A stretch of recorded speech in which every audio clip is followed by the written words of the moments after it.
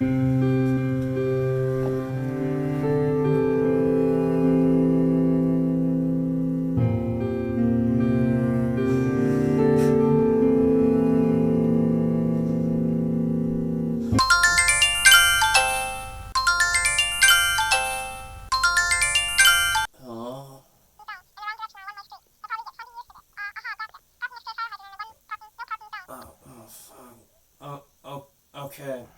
coming right out, bitch.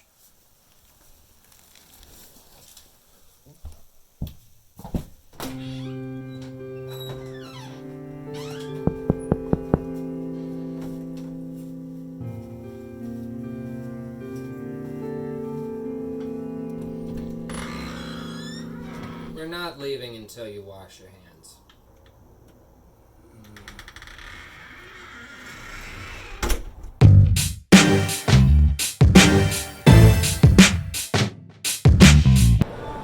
Hello, welcome to Chicks with Flicks. I'm Jamie. And I'm Day. And we are not decent. We are here at the Century Theaters at Tamfran in lovely San Bruno, California. Yeah, Tamfran. Thank you for correcting me. We are here to see Parasite the night before the Academy Awards. Ooh, I've had one of those before. So, we are very, very curious about this film. I am curious. Well, Day hasn't heard anything about it, but personally, I'm a huge fan of Bong Joon-ho. Love The Host, Snowpiercer, Okja, and I've heard nothing but good things about this. So we will get back to you as soon as we've seen the film. And we are back. Hi, hello. Roughly almost 24 hours after we saw Parasite, and good googly fucking moogly do we have a lot to talk about. Oh yes, quite a bit. My goodness. So, for starters, most of the Academy Awards have already happened at this point. So, yeah, pretty much every award except Best Picture has been given out. So, by the time this video is released, it'll all be said and done. But at this point, it's starting to really look like Parasite's going to win. And god damn it, does this movie deserve it. We walked in and we're just floored. It's hard to criticize this film. There's just so much good about it, you know? Like, it's one of the best edited films I've ever seen. The pacing is just buttery smooth, and then at the same time can just be so unnerving. It gets under your skin. There's a sequence that is just so sickening and so just like heart-stopping. I couldn't breathe, and I just thought, how is this not the ending of the film? And then you realize, no, there's another like 10 minutes, another 10, 20 minutes left, and it's even more horrifying than everything you've just seen, you know? And it's, yeah, I mean, like yeah, I'll give it to you. Totally, like in the course of like 2 hours, I mean, you laugh, you cry, you're angry, you're terrified, like halfway through a panic attack, and then you're depressed. But then all of a sudden you feel like this magical feeling that I can't really put two and two together, like just sadly happy. Bittersweet. Yeah, bittersweet. Yeah. Like if y'all have seen the season finale to BoJack Horseman, like that. Yeah. In some ways, it kind of reminded me of, alright, I think it's fair to say, I think we've talked enough without spoiling anything to give you an idea of how much we like it without giving anything away. But at this point, the movie's been in theaters for months. It's literally about to win the trophy, or not in that case. Fuck the Academy if it doesn't win. But, alright, it's spoiler time. So, where to even begin? Oh my goodness. Can we start with the tutor? Yeah, let's start with the tutor. Like, okay, so for y'all... with a professional tutor here with us. Hi. Yes, Yeah, hi. this is a very necessary perspective, so please, listen. So basically I have worked as a professional tutor for several years. Since 2014, I took a little break to go into the tech sector. But all told, I've been doing it for like 5 years. And it was just really, with any time you have a foreign movie, there are like certain things that cultural differences that you're going to see. With my line of work, there are some very clear, there are professional boundaries and cultural norms that you have to observe. And this one just like blew all of them out of the water. And I know it wasn't even the point, but like the whole time I'm watching it and I'm like, oh God, no, never do that with a student. Never. Mm-hmm. Like, I mean, first session, parents sitting in on it. Super normal, super common, happens all the time. And then, okay, you're Dake? Mm-hmm. Okay, so she's got her hand here. Oh, yeah. And then... Oh, hey. You're 16 years old. Yeah, pretty much. It was that creepy. I mean, I felt like us and the audience were with the mom when she just had that "what the fuck are you doing" look on her face. It was just... There are so many moments like that just... I don't know, it's the best kind of cinema to me, is the kind that doesn't have you laid back in your chair. Because I feel like the more comfortable you are... It's a weird thing about watching movies. The more comfortable you are watching a film, the less engaged you are. You really want to be leaning in, because it's like... For some reason, it's like you're trying to get closer to the screen, you know? And this is one of those films where it's just constant moments of, you've got to be fucking kidding me. Like, oh, yeah. How is this happening? Why is this working so well? And then... Yeah, and then it truly stops working because of just, I don't know. The fact that they're so nonchalant about doing things that are just very clearly wrong. And it's comedic in this noir fashion. Like, again, like, just because it's my line of work, you know? Like, I'm looking at this, like, these two, like, college-aged men are, like, going back and forth, like, oh, yeah, you should tutor for rich families. And it's like, oh, yeah, this one girl I'm working with, she's a sophomore. She's cute. I'm going to, like, ask her to go out with me when she's in college. I'm like, no! I know. It's just, yeah, that was an interesting kind of dynamic in that opening conversation alone, that, like, rich or poor, it's just, yeah, there's a bunch of, like, really... Yeah, I don't know. Didn't say a lot of good about. You don't need to get your credit check to be a scumbag. Yeah, but it's so crazy just the way that they rationalize some of the most harebrained, manipulated schemes I've ever seen play out, and play out beautifully, just with Swiss watch precision. You know, that it's like, oh, you need an art teacher. Let's hire not my sister. Oh, you need a chauffeur. Let's hire this guy who could be my dad. Totally not. Oh my God. It's just so many moments in that film that just really, really stuck with me, because for most of the film, it feels like even in their pursuit, they're somewhat resigned with their state of life, in their just modus operandi. The idea that it's like, yeah, we're always going to be poor, we're always going to be seen as worthless, we're always going to be scumbags, so fuck it, this is what we're going to do. We're going to ride this plan out until it doesn't work anymore. But, let's see. Ladies and gentlemen, ladies and gentle thems, we just found out that Parasite has won the Academy Award for Best Picture. Oh, ooh la la, so chic. Shake it, honey. Congratulations to Bong Joon-ho, to your incredible cast, your crew, your producers, that you made a masterpiece. You made a painting. This is a fucking... It's crazy when you see a movie and you're just like, if film classes need to teach this. I mean, this is... I did Yeah, not feel normal at incredible. work all day today. Yeah, it's one of those films. Like, you know you've seen a good film when it fucks you up for like 2 days, and this is one of those films. So, congratulations. We love you. Thank you so much. Now, let's carry on, shall we? Yeah. So one thing that I was hoping we could talk about is the dynamic between rich and poor.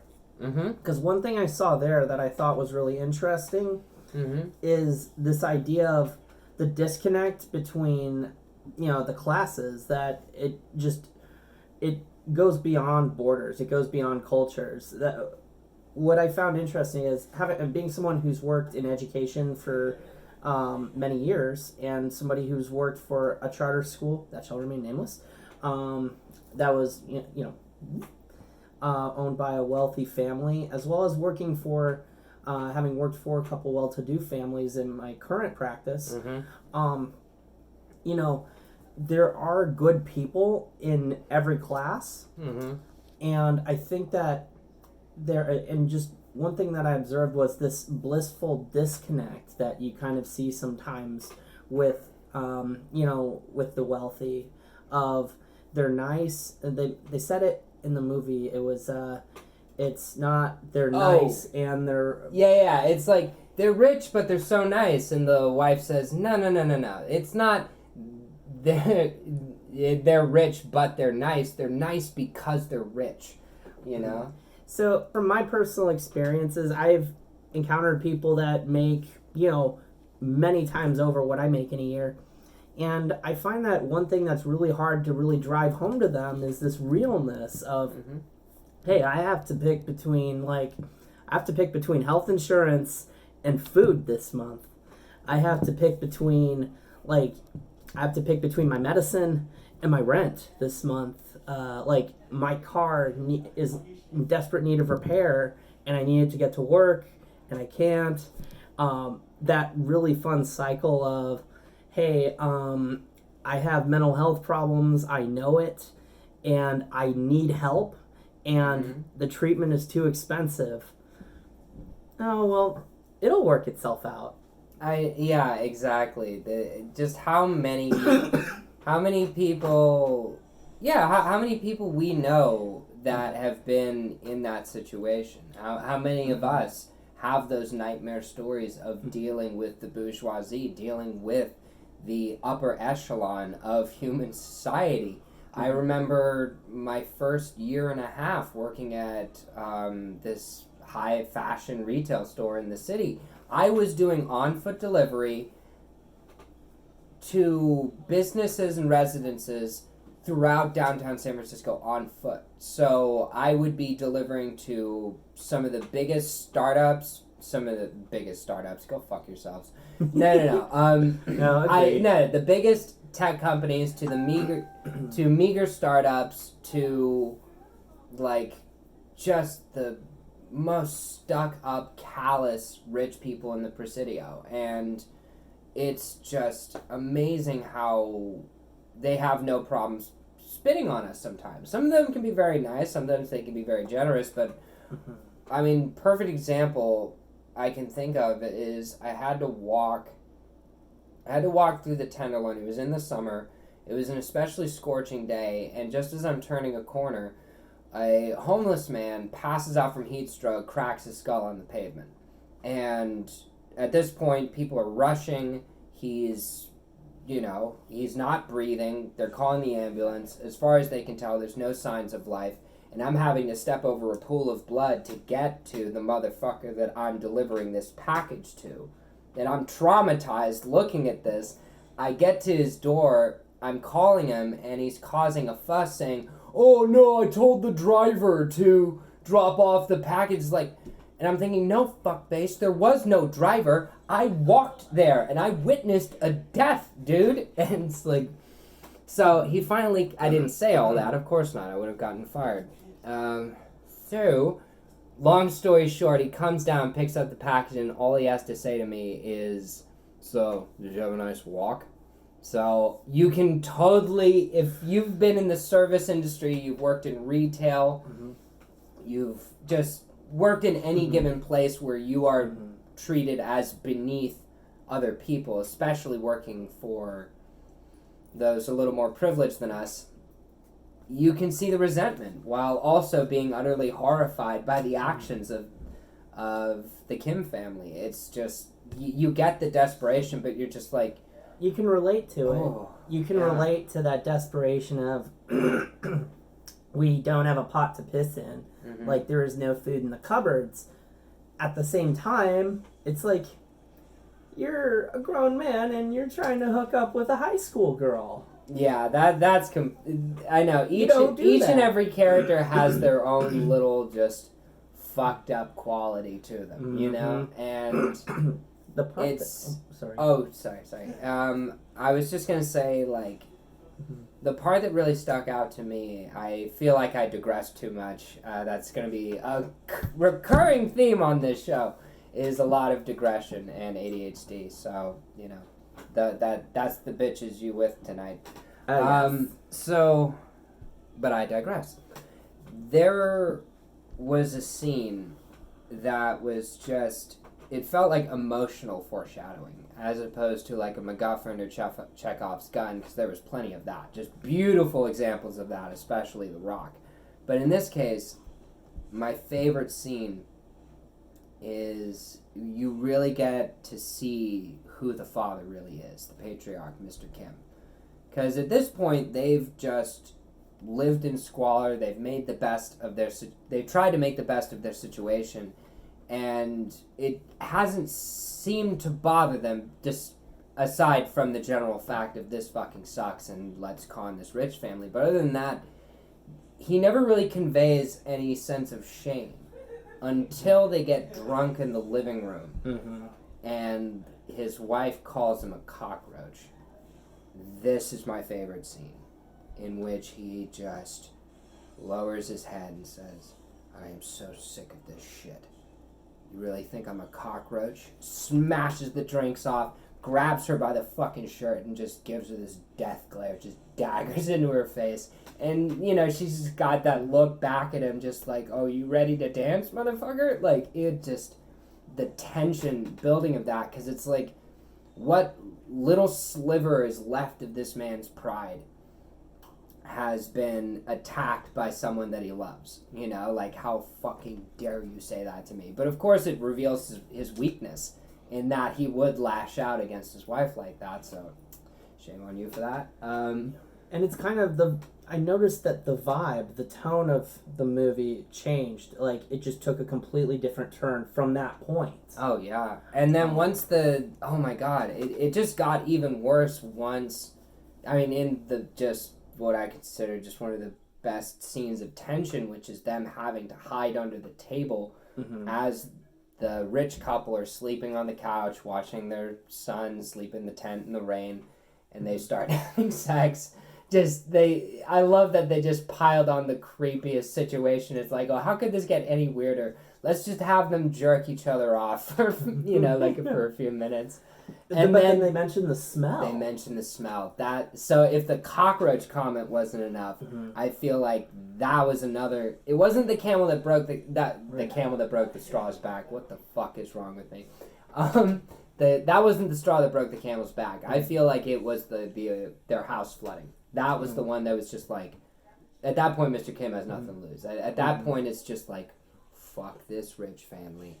You have caused so much ruin to my life, which that's not true. Rain did. They got themselves into that situation. not the rain, but the fucking the rich people over that was their comeuppance. That was bound to happen, but still. You can still understand why, after all the shit he's been through, and all the just the abuse and the dehumanization, just at that point, it's like, my daughter just died on this lawn, you know. You have to die, you know. So it was such a shocking death, seeing the rich husband die, but also, it just. Yeah, it was one of those moments that just didn't feel like it made sense logically, but artistically it was like, oh, how else could this play out in the climax? You know? Yeah, I did want to touch base on the smell thing, because that was a recurring theme where, you know, Mr. Park was just and his wife were just recurring. It was, that smell. It's like the smell of someone on the subway. It's like it's a musty smell, and it's kind of I derived a lot of relatability from that. Because, when you live in a low-income, paycheck-to-paycheck situation, it's like there's certain things that you can't help. Like, you can't help that, like, you can clean yourself up the best you can, but it's like how you appear, how you present, the aura you give, a lot of that is due to your surroundings, your environment, the clothes you wear, like, what kind of product do you even put products on your skin, on your body? I literally just soap and shampoo and shave, and just this I vibe. moisturize like a motherfucker, like Best batch. #lotion. It puts the lotion in the basket, Jamie. Or else it'll get lost. I swear to God, you keep fucking losing the lotion. It's just every time I'm at her house and I borrow some because I'm like one of those, and then she's like, "Put the fucking lotion in the basket." In my defense, she's gonna get dry down in that well if she doesn't get the lotion. That is a dry well. I'm trying to be a considerate serial killer here. That's fair. But I personally really related to that. It was like this idea of like this like aura about you that you can't shake. When you're poor and you live in we live in the Bay Area, so it's ridiculously expensive, and you live in this environment where you're confined to a tiny apartment, you're paycheck to paycheck, you're struggling to make it work, and you just get this vibe, like, you're giving off this vibe like you're a fucking leper to, the upper crust. And it's almost like I don't see them as evil. Like the Parks in the movie, they weren't evil.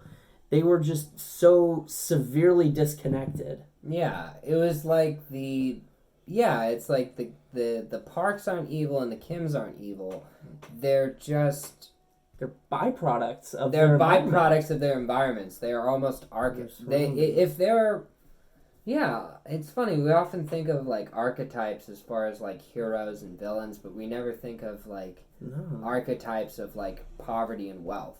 That they are very much symbolic, and it's just these were creations of social structure. These were creations of wealth and poverty, having and have not.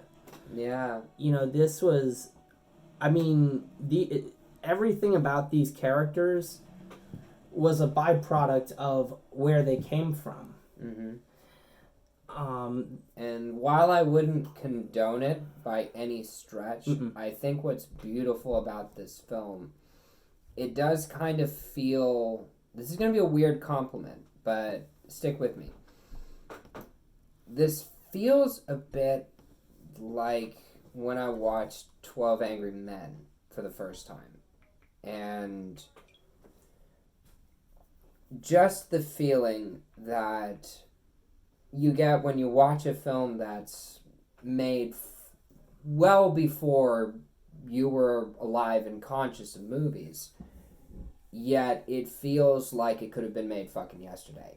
I feel like this is going to be a film, no matter how old it gets, it's going to feel like it was made yesterday. And this is a film, this is what I mean about, I don't condone this, but I could so see how this script could translate to virtually any country, any language, any culture, because it is that universal a story. That's the 21st century. I think Bong Joon-ho had such a beautiful, like, kind of message about, just kind of the dark world we're living in. The idea that, to paraphrase, this idea that we're not really living in nations, we're all living in one big country called capitalism. And, yeah, it's a terrifying thought. But that being said, just how universal a film this is, how fucking relevant it is to just our concerns, our fears, our doubts of it getting better, and honestly just the unfortunate need to sympathize with those who are even less fortunate than us, who are struggling even more than us bitches are, you know? Mm-hmm.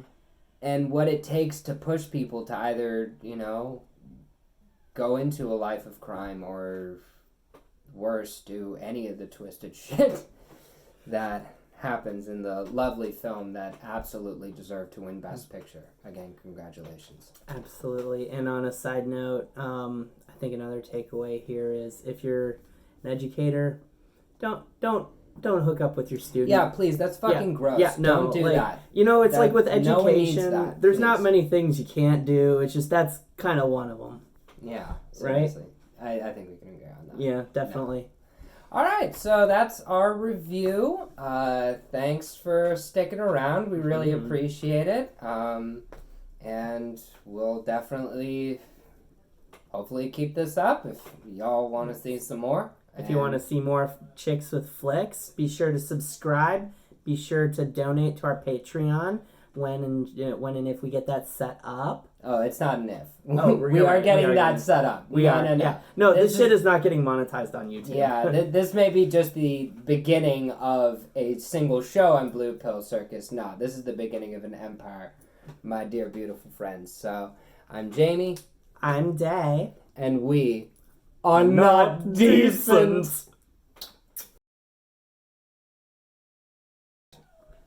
Oh, hey Jamie, there's one more thing on my to-do list here. What's that?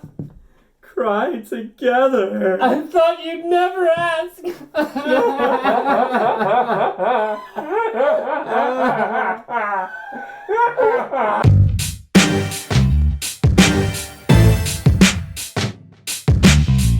And we are not decent. Let's try that again. Okay. Should we Hello. Oh, sorry. Should we say we are not decent at the same time? Exactly. All right. Okay. Here we go. Hello. Welcome to Chicks with Flicks. I'm Day. Yeah, you're Jamie. Oh, you're right. I am. Fucking hell. My God. This is great. One more time. This time with feeling.